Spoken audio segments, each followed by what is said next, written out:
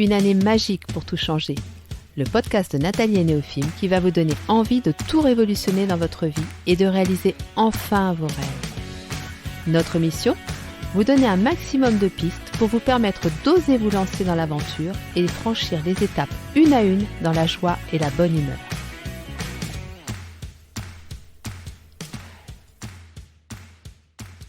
Bonjour à tous et bienvenue sur le podcast de Nathalie et Néophime. Alors aujourd'hui, nous allons parler anxiété. Pourquoi ce sujet ? Eh bien parce que depuis quelque temps, dans mon entourage personnel et professionnel, j'ai de plus en plus de personnes qui sont sujettes à des troubles anxieux ou des crises d'angoisse. Et la plupart du temps, ce sont des personnes qui n'étaient pas gênées par ce genre de problème, mais voilà, qui peu à peu sont vraiment handicapées, je dirais, dans leur quotidien par de l'anxiété qui est de plus en plus présente.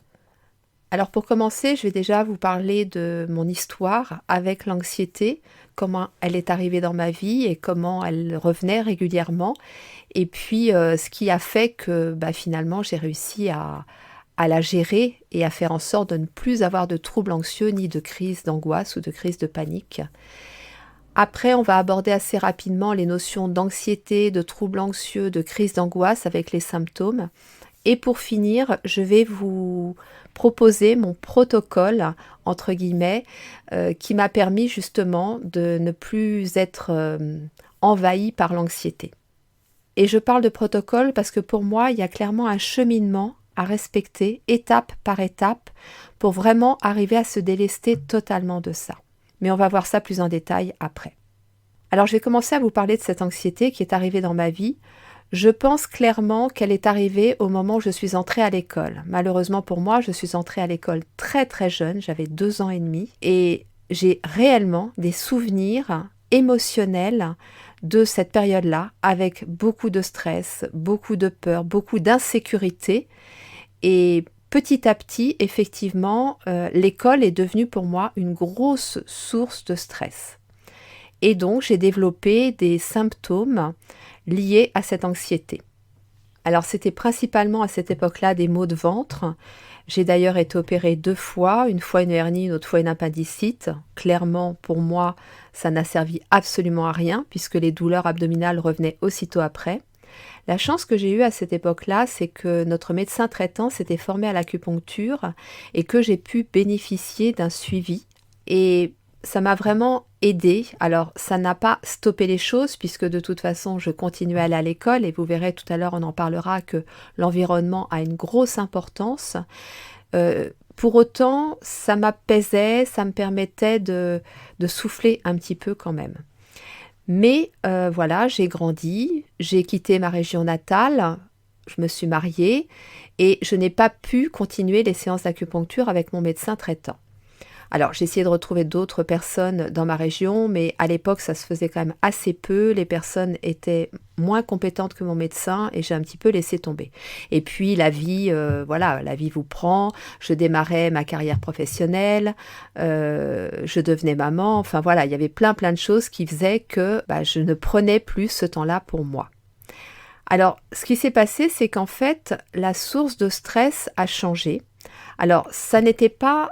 j'ai eu au moment des études beaucoup de stress. Et ça, j'en parle parce que si vous êtes vous-même étudiant ou étudiante ou si vous en avez autour de vous, vraiment, sensibilisez-les à ça, accompagnez-les, soutenez-les.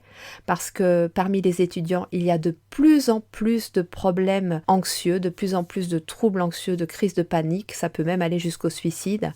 Et clairement, les études aujourd'hui telles qu'elles sont proposées favorisent nettement ce genre de problème. Donc, mes 3 ans d'études d'infirmière, beaucoup de stress, des troubles anxieux bien évidemment, alors qu'ils se manifestaient un peu différemment. Il y avait toujours un petit peu les douleurs abdominales, mais c'était moins présent. C'était beaucoup plus des malaises, des vertiges. J'avais aussi parfois ce qu'on appelle des crises de spasmophilie, c'est-à-dire que je sentais mes muscles se contracter involontairement et j'arrivais quand même plus ou moins à les gérer parce que à l'époque déjà je m'intéressais à tout ce qui était on va dire, médecine parallèle. Du moins, c'est comme ça qu'on les appelait à l'époque. Mais voilà, j'avais une prise en charge homéopathique, je crois. Je faisais déjà un peu de relaxation.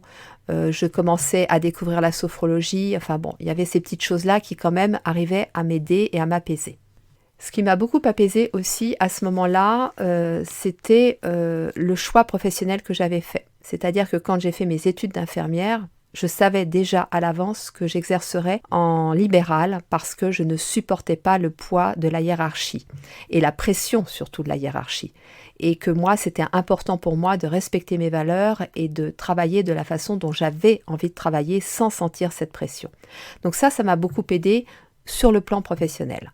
Par contre, sur le plan personnel, eh bien, je suis devenue maman assez rapidement de 3 enfants. Et là, ça a été un peu plus compliqué parce que, voilà, je suis peut-être même encore une maman poule, mais le bien-être de mes enfants était hyper important. Je ne les sentais pas non plus bien à l'école, pour les mêmes raisons que moi, et je vous expliquerai pourquoi après. Et en plus, des enfants, ça tombe malade aussi, donc ils n'étaient pas bien quand ils étaient malades. En fait, il y avait tous ces éléments-là associés qui faisaient que, effectivement, ça entretenait cette anxiété, ça générait des troubles anxieux, et donc j'avais du mal vraiment à me sortir de ça. Alors pourquoi j'étais aussi sensible à tout ce qui se passait dans mon environnement ? Eh bien, justement, parce que j'étais, entre guillemets, hypersensible. Alors, si vous avez déjà écouté l'épisode que j'ai fait sur l'hypersensibilité, vous savez que c'est un terme que je n'aime pas beaucoup. Moi, j'appelle ça plutôt hyperconnectivité, une hyperréceptivité, parce que clairement, c'est associé chez moi aussi à une très forte intuition et à de la médiumnité.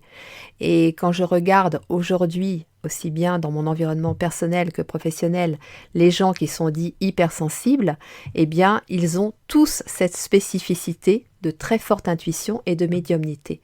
Donc effectivement, les hypersensibles, enfin les personnes dites hypersensibles, sont des personnes qui ont une réceptivité de leur environnement, une perception de leur environnement qui est extrêmement amplifiée.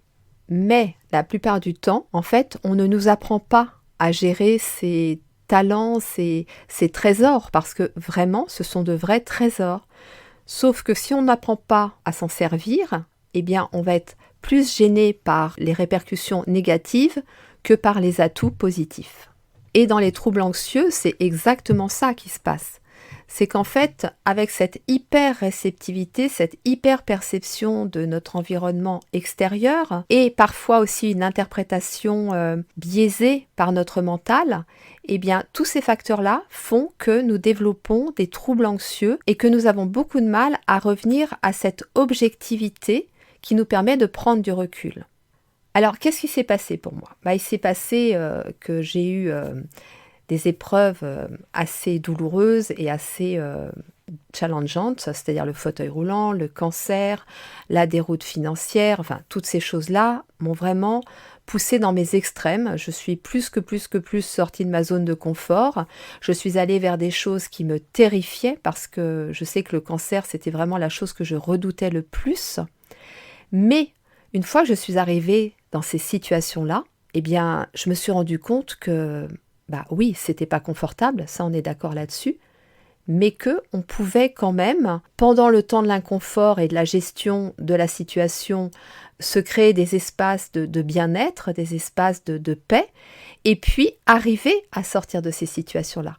Et que c'est certainement en créant ces espaces de paix et de bien-être qu'on va en sortir rapidement, du moins plus rapidement que si on reste dans cet état anxieux, cet état angoissé. Et pourquoi ça ? Tout simplement parce que c'est une question de survie. Quand vous avez un cancer, quand vous n'avez plus d'argent pour manger, vous êtes en situation de survie. Et que là, vous n'avez pas d'autre choix que d'aller puiser en vous, puisque vous ne pouvez plus attendre quoi que ce soit de l'extérieur, eh bien vous allez puiser en vous et vous allez découvrir que vous avez des ressources, mais inestimables. Et ce sont ces ressources qui vont vous permettre de sortir de cette situation. Et ce sont ces ressources qui vont vous permettre d'anéantir ces troubles anxieux et ces crises d'angoisse. Donc, merci la vie de m'avoir apporté ces cadeaux dont l'emballage n'était vraiment pas engageant, mais qui pour autant m'ont amené la solution. Alors, l'anxiété, finalement, qu'est-ce que c'est ? Est-ce que c'est une bête à abattre ou pas? Eh bien, l'anxiété, c'est une émotion, tout simplement. Alors, on peut l'associer à la peur, et ça paraît peut-être pas évident comme ça, mais on en a besoin. On en a besoin parce que ce sont elles qui vont nous signaler que nous sommes en danger ou qu'il y a un potentiel danger. Que ce soit la peur, l'anxiété, l'inquiétude, le stress. Le stress a un côté bénéfique et positif. Il nous stimule, il nous oblige à nous dépasser. Donc l'anxiété, tout comme toutes les émotions, ont effectivement un côté positif. Mais là où ça devient problématique, c'est quand ça devient récurrent. Et surtout quand on n'arrive plus à décoder les messages qu'elle vient nous envoyer. Parce qu'en fait, l'anxiété, elle vient nous dire « hop, hop, hop, bouge-toi de là ». Mais si en fait le résultat, c'est qu'on se bloque, on se fige, on se paralyse, eh bien là, effectivement, ça devient problématique. Donc l'anxiété, au départ, c'est une émotion déclenchée par un facteur extérieur ou par des pensées négatives ou des croyances limitantes. Mais dans tous les cas, elle vient nous dire qu'il y a quelque chose qui ne va pas et qu'effectivement, il faut se mettre en mouvement pour résoudre un problème. Après, l'angoisse, je dirais que c'est une question de curseur. C'est, voilà, chacun va avoir son curseur placé à un niveau différent pour l'anxiété et pour l'angoisse. Mais dans tous les cas, l'angoisse, c'est quand même un phénomène de trouble anxieux qui commence effectivement à devenir de plus en plus présent et à générer des crises de panique, des crises d'angoisse, des crises de tétanie, de spasmophilie, enfin vous pouvez leur donner tous les noms que vous voulez, avec des symptômes comme une sensation d'étouffement, des palpitations cardiaques, sensation de malaise, de vertige, enfin des tas de choses comme ça. Et puis là, effectivement, ça devient extrêmement handicapant. Alors, je ne vous ai pas parlé des symptômes de l'anxiété parce que j'ai pas forcément envie d'abord de vous imposer des symptômes alors que les vôtres peuvent être différents. Je vous dis, il y en a tellement. Et puis, comme je vous l'ai expliqué, l'anxiété au départ, c'est quelque chose de positif, ça vient nous alerter. Donc, ces symptômes, il ne faut pas non plus les redouter puisqu'ils ont leur utilité. Alors, quoi faire et comment le faire? Première chose, c'est vraiment apprendre à gérer ses symptômes. Et ce qui sera le plus efficace dans un premier temps, ce sera la respiration, travailler sur sa respiration, arriver à relaxer son corps et à se reconnecter à lui aussi. Parce que la grande difficulté, la plupart du temps, c'est que nous ne sommes plus connectés à notre corps. Donc du coup, nous n'avons plus la sensation, la perception des symptômes, enfin des signaux qui nous envoient. Et puis, on va les avoir, mais beaucoup trop tard. Et puis, on a plus ce contrôle aussi sur notre respiration que l'on peut avoir et qui peut vraiment apporter une très nette amélioration. Alors, c'est pour ça que j'aime tant la sophrologie, c'est qu'en fait, elle permet de travailler sur ces 3 plans-là. Et l'objectif, en fait, c'est de reprendre confiance en soi et de voir que l'on peut agir petit à petit en autonomie. Bien sûr qu'au départ, c'est vraiment chouette de pouvoir se faire accompagner par un professionnel qui va vous donner vraiment des exercices adaptés à votre situation. Et puis, peu à peu, vous allez pouvoir les pratiquer seul, assez rapidement d'ailleurs, et vous allez voir à quel point c'est efficace, très efficace et assez rapidement. Ensuite, il va falloir travailler sur son environnement. Donc déjà, l'environnement géographique. Quand je dis environnement géographique, c'est-à-dire que, oui, parfois nous vivons, nous travaillons, nous évoluons dans un environnement qui nous impacte, qui nous déstabilise, qui ne nous convient pas. Alors, bien sûr, c'est pas évident de se dire comme ça du jour au lendemain, je vais plus au travail ou je déménage ou des choses comme ça. Mais il y a quand même clairement des choses que l'on peut faire sans forcément quitter cet endroit et qui peuvent permettre de nous sentir mieux, nous, personnellement, voilà, dans ces endroits-là. Après, il y a l'environnement relationnel. Et ça, tout comme l'environnement géographique, ça a énormément d'impact sur l'anxiété. Si vous êtes entouré de personnes qui vous stressent, qui ne vous montrent que vos difficultés, que vos fragilités, que ces choses-là, qui elles-mêmes sont dans cette anxiété et vous la communiquent, eh bien oui, effectivement, ça va avoir un fort impact sur votre bien-être à vous. Alors, il y a aussi notre travail et les études pour les plus jeunes. Et ça, vraiment, plus ça va, plus ça génère de l'anxiété. Il faut savoir que Dans les années 80, il y avait environ 20% d'étudiants qui ressentaient de l'anxiété. Aujourd'hui, on est à plus de 50%. Donc, c'est vraiment quelque chose dont il faut prendre compte. Et si vous êtes étudiant vous-même ou si vous avez des étudiants autour de vous, vraiment les soutenir et les accompagner dans ce travail sur eux-mêmes. Et puis, peut-être voir tout simplement s'ils ont choisi la bonne voie. Et ça n'est pas mal. Je sais qu'aujourd'hui, encore en 2022, quand on parle de changer d'études, quand on parle de tout abandonner, tout plaquer pour faire le tour du monde ou je ne sais quoi, mais c'est encore mal perçu. Alors, mal perçu par les anciennes générations dont je fais partie, et ça me fait bondir à chaque fois quand j'entends des gens de mon âge dire « Ah, mais mon Dieu, il avait commencé une école d'ingénieur, il a tout arrêté. » Et alors? Qu'est-ce qu'on en sait? Est-ce qu'on est persuadé que dans 10 ans, les ingénieurs auront une aussi belle vie que ceux qui cultiveront leur jardin en permaculture? On n'en sait rien. Donc arrêtons de rajouter de la pression à la pression pour les étudiants qui nous entourent, ou si nous-mêmes nous sommes étudiants, de nous rajouter de la pression, parce que ça ne sert à rien. C'est encore une question de projection dans l'avenir, avenir dont on ne sait absolument rien aujourd'hui. Donc cette question de l'environnement, elle est vraiment hyper importante parce qu'effectivement liée à notre hyper réceptivité, à notre hyper connexion à tout ce qui nous entoure. Après, le troisième point, ça va être l'hygiène de vie. Et ça, mon Dieu, si je vous en ai pas parlé 1000 fois, je ne vous en ai jamais parlé. Mais je peux vous dire encore que cet été, je me suis fait une orgie de sucre et oh aïe aïe. Voilà. Autant vous dire que je l'ai vraiment senti. Je l'ai senti sur tous les plans, quoi. Voilà. Donc oui, l'alimentation, c'est hyper important de manger sain. Et manger sain, en quelques mots, c'est un minimum de sucre raffiné, un minimum de viande et un minimum de laitage. Déjà, si vous faites ça, et autant que possible, du cru à chaque repas. Si vous faites ça, déjà, vous allez voir que ça va alléger fortement le poids de l'anxiété. Ensuite, oui, il y a le sommeil. Moi, clairement, si je fais une nuit de 5 heures et une nuit de 8 heures, je ne vais pas du tout être la même le lendemain. Donc oui, je vais avoir justement une façon de voir les choses qui va être beaucoup plus positive quand j'aurai bien dormi que quand j'aurai mal dormi.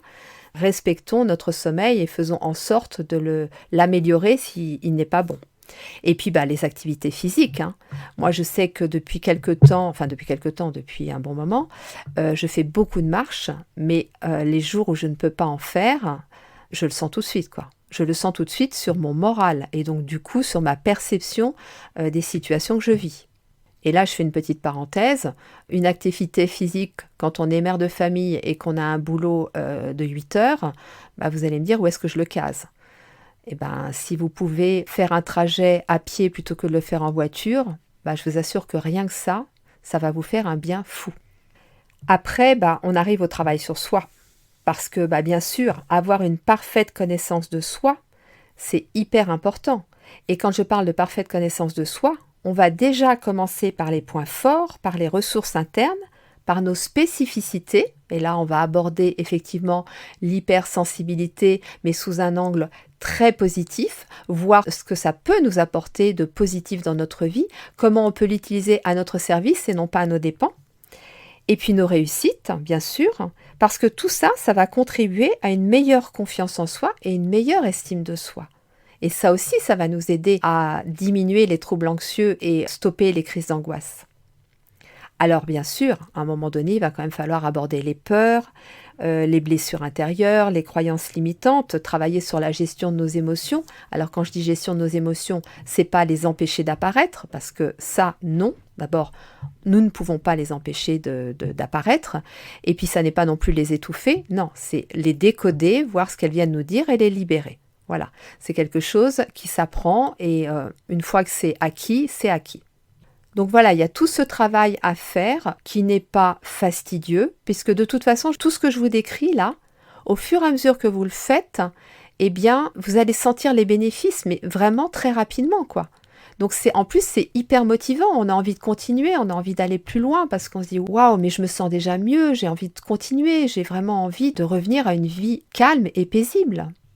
Et puis la dernière chose, et pas des moindres, c'est la vision que nous avons de la vie. Parce que justement, cette hypersensibilité, cette hyper-émotivité, très souvent nous déforme cette vision.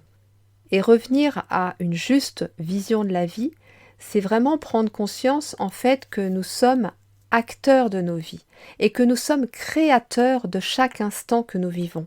C'est-à-dire qu'à chaque instant, nous avons la possibilité de faire le choix d'être heureux, d'être dans l'amour, d'être dans la reconnaissance, la gratitude, toutes ces émotions qui nous apportent beaucoup de bien-être.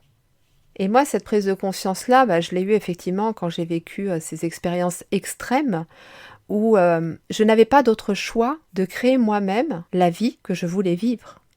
Et si j'avais envie de vivre un moment heureux, un moment joyeux, un moment plein d'amour, d'être dans la gratitude, eh bien en fait, j'ai compris que c'était une question de choix. Et à partir du moment où on comprend que c'est une question de choix, on se dit mais ok, il y aura toujours des épreuves, il y aura toujours des moments difficiles, j'aurai des moments de découragement. Et puis oui, j'ai le droit de pleurer, j'ai le droit de râler, j'ai le droit d'être en colère, j'ai tous ces droits. Mais j'ai surtout la possibilité de choisir, à partir de cet espace-là, à partir de ce moment-là, de choisir quelque chose qui va me faire du bien. Donc voilà un petit peu tout le chemin que j'ai fait vraiment avec joie, avec enthousiasme, parce que, comme je vous l'ai dit, je sentais à chaque étape tout ce que j'avais réussi à apprendre, à mettre en pratique, et les bienfaits que ça m'apportait. Mais bien sûr, il m'a quand même fallu de la régularité, et ça vraiment, j'insiste là-dessus, du soutien aussi, parce qu'il y a eu des moments où, comme je vous l'ai dit, je me suis fait accompagner par des thérapeutes, des sophrologues, des relaxologues, enfin des personnes comme ça. Et puis de la méthode, parce que effectivement, c'est important d'aller étape par étape. Donc oui, c'est possible de vaincre les troubles anxieux et les crises d'angoisse. Et si vous sentez que c'est le moment pour vous et que vous avez besoin de soutien, eh bien ça tombe bien parce que en fait je viens de créer un programme là que je vais lancer le 26 septembre. Et ce programme, c'est vraiment tout ce que je vous ai expliqué là, étape par étape, avec un vrai soutien, avec des exercices pratiques, avec des prises de conscience, avec des enseignements. Enfin, ça va être extrêmement complet. Et mon objectif, c'est vraiment de vous permettre dans un premier temps de gérer de manière totalement autonome ces troubles anxieux et puis peu à peu de les faire disparaître. Et, petite précision non négligeable, je propose ça à un prix mini. En fait, c'est un véritable accompagnement. Je pourrais proposer sur plusieurs mois. Et je l'envisage, j'y pense. Mais là, je me dis, il y a urgence. Il faut vraiment que je propose quelque chose d'accessible à tous. Parce que j'ai aussi beaucoup parlé des étudiants et je sais à quel point un budget étudiant, ça peut être très, très limité. Et puis, surtout que la mise en pratique puisse être rapide. Donc si vous êtes intéressé ou si vous sentez qu'un de vos proches a besoin de ce programme, de cet accompagnement, envoyez-moi un petit mail et voilà, contactez-moi rapidement parce que là déjà je fais un tarif préférentiel aux personnes qui sont abonnées à ma newsletter. Voilà, et puis après, dans tous les cas, cet accompagnement, ce programme sera de toute façon toujours disponible sur Instagram, sur mes réseaux sociaux et sur mon site. J'espère que cet épisode vous aura plu, qu'il vous aura déjà apporté de nombreuses clés. Et Néophime et moi, nous vous souhaitons une très belle journée. Nous vous envoyons beaucoup d'amour et nous vous disons à très vite.